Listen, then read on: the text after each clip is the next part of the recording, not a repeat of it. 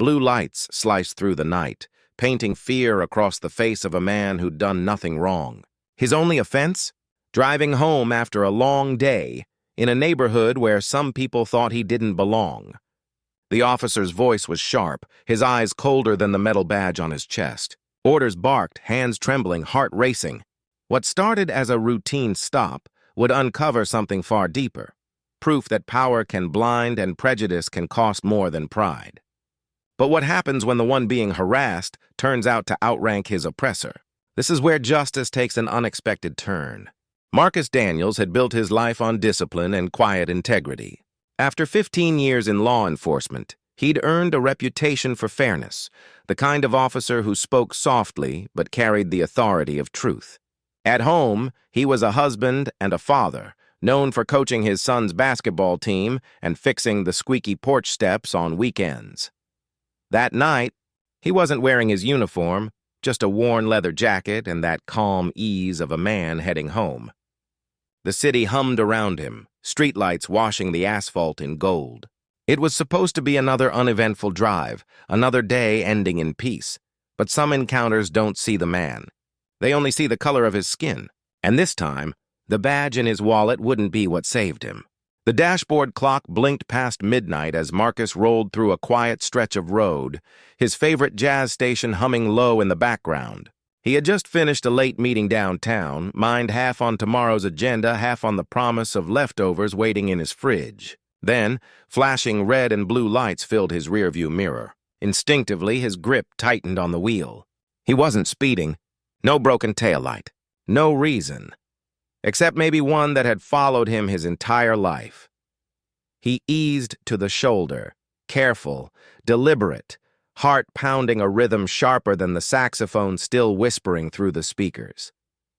The cruiser door slammed. Heavy boots crunched closer. Marcus rolled down the window and waited, posture calm, voice ready. He knew the protocol as well as the man approaching it. The officer leaned down, flashlight slicing across Marcus's face. "License and registration," came the flat, rehearsed tone. No greeting, no explanation, just instant judgment. Marcus could see it, the shift in the man's eyes, the silent assumption. He handed over his documents with measured politeness, keeping his hands visible, his words steady. The beam lingered, invasive, as if searching for a reason to escalate the moment. "Where are you coming from this late?" the officer pressed. "Work," Marcus replied evenly. The man's brow furrowed, scanning the car, the badge sticker half hidden on the windshield. Yet suspicion clung like fog. Minutes stretched. Backup arrived, unnecessary but summoned anyway. Two more officers, hands resting on holsters, their voices low but sharp. The tension was a living thing now, pressing inside the car like weighted air.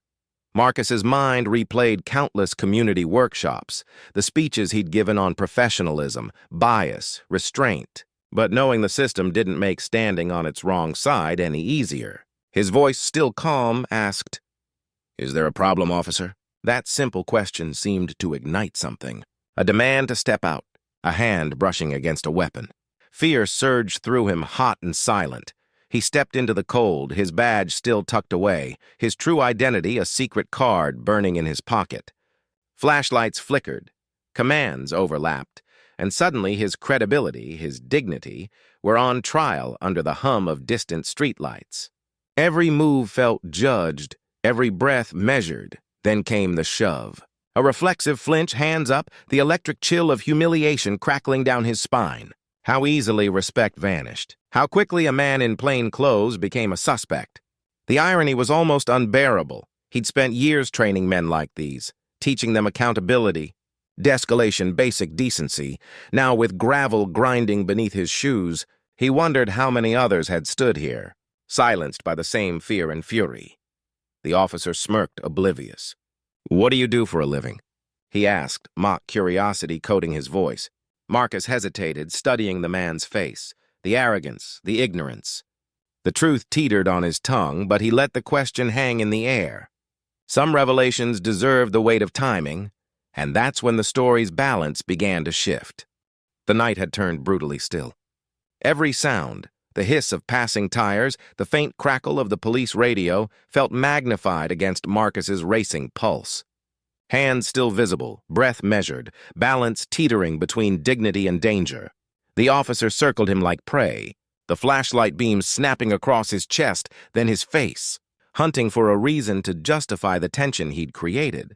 One wrong tone, one twitch, and Marcus knew how this could end. He'd seen the statistics. He'd written the reports no one wanted to read. He'd comforted grieving families whose only mistake was being the wrong color at the wrong time. But knowing the script didn't soften the terror when you realized you were now the headline waiting to happen. "Don't move!" the officer barked, hand twitching toward his belt. The words came cold and final. Marcus's heart stuttered. He could taste metal in the air, a flavor of control gone toxic. His voice cracked through the darkness, a restrained courage born from necessity, not volume, just truth. "Officer," he said steadily, "check my ID again." Confusion flickered, barely noticeable, but it was there. A pause, a glance. Then another officer leaned closer, reading the small line of text under Marcus's name. Recognition struck like a silent thunderclap, eyes widening, posture stiffening, an almost imperceptible retreat. Internal affairs. For a breathless instant, no one spoke. The flashlight lowered.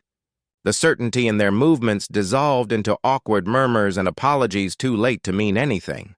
The shout of authority had been replaced by the clumsy scramble of self-preservation. Marcus stood motionless, the insult hanging heavier than the night air. The irony was so sharp it almost hurt to breathe. The same men sworn to uphold integrity had nearly undone themselves through prejudice.